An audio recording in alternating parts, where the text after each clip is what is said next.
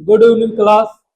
तो आज हम सभी class 8, 9, 10, 11, 12 UP board CBSE board के सबसे महत्वपूर्ण टॉपिक अलंकार के बारे में पढ़ेंगे।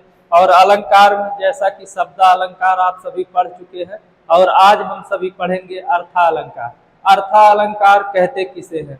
जब किसी काव्य पंक्ति में अर्थ के माध्यम से चमत्कार किया जाता है तो वहाँ पर अर्थालंकार होता है।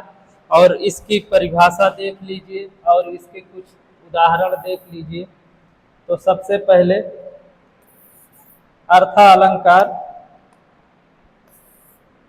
अर्थालंकार के प्रमुख भेद और उदाहरण।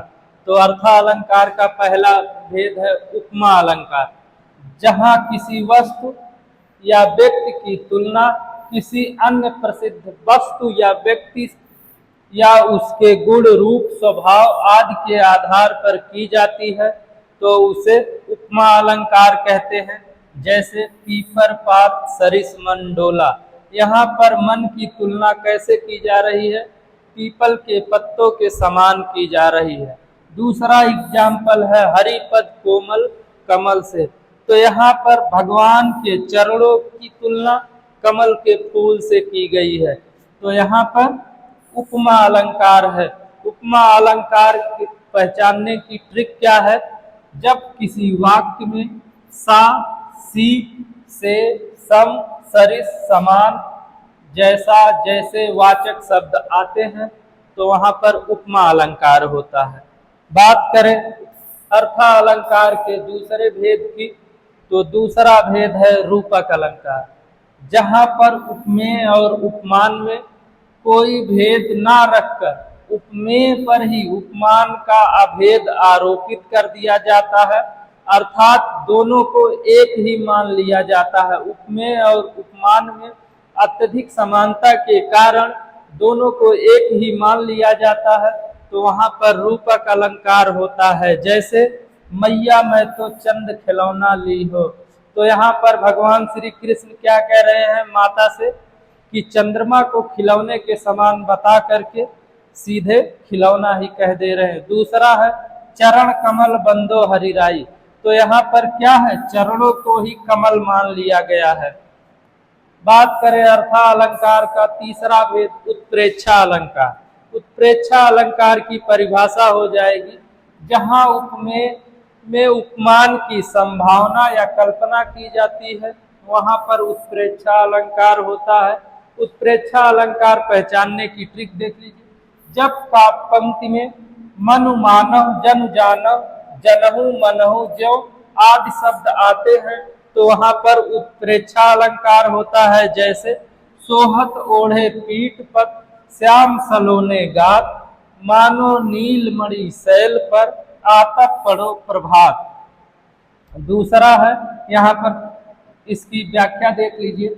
कृष्ण के श्याम शरीर पर पीले वस्त्र में ऐसी संभावना की गई है कि जैसे नीलमणि पर्वत पर प्रातः काल धूप पड़ रही हो, और उसकी सुंदरता का वर्णन किया गया है। दूसरा है उस काल मारे क्रोध के तन कांपने उनका लगा, मानो हवा के जोर से सोता हुआ सागर जगा।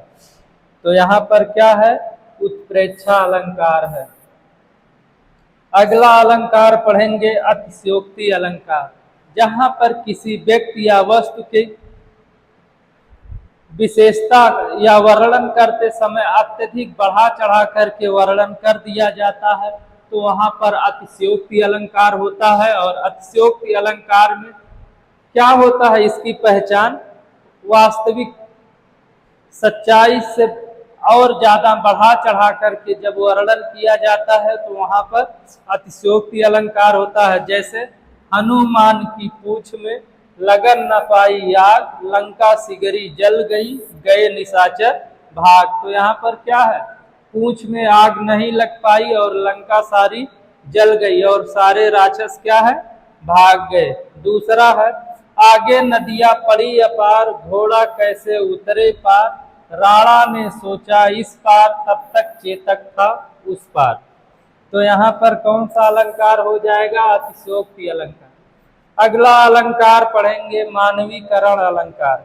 मानवीकरण अलंकार में जब किसी निर्जीव वस्तु को अत्यधिक समानता के कारण सजीव के समान बता दिया जाता है, या जब किसी निर्जीव वस्तु का सजीव वस्तु की तरह वर्णन किया जाता है, तो वहां पर मानवीकरण अलंकार होता है।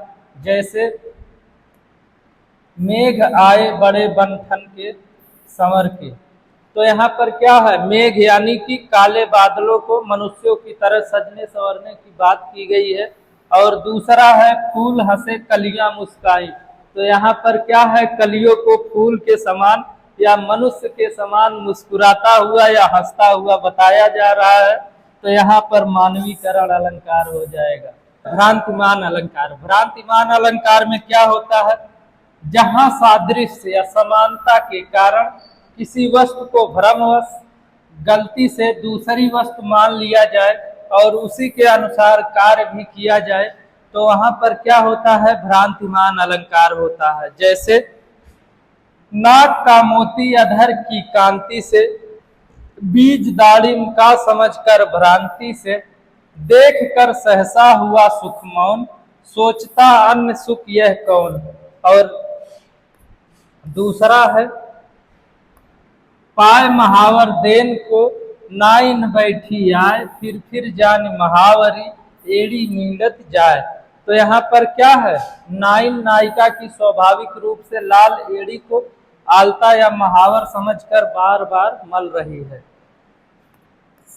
दूसरा है संदेह अलंकार, जहां पर समानता के कारण यह निश्चय ना हो सके कि यह वस्तु वही है या कोई और, अतः मन में अंत तक संशय या संदेह बना रहे, तो वहां पर संदेह अलंकार होता है।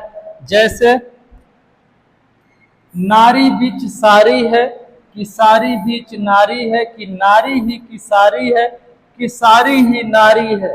यहाँ पर क्या है, द्रौपदी चीर हरण के समय यह निश्चय नहीं हो पा रहा था कि साड़ी में नारी है कि नारी में साड़ी है। तो आज की क्लास आपको अच्छी लगी होगी, तो अगर से क्लास अच्छी लगी है तो हमारे रमेश सर को भी लाइक शेयर सब्सक्राइब करते रहिए और इनका भी मनोबल बढ़ाइए।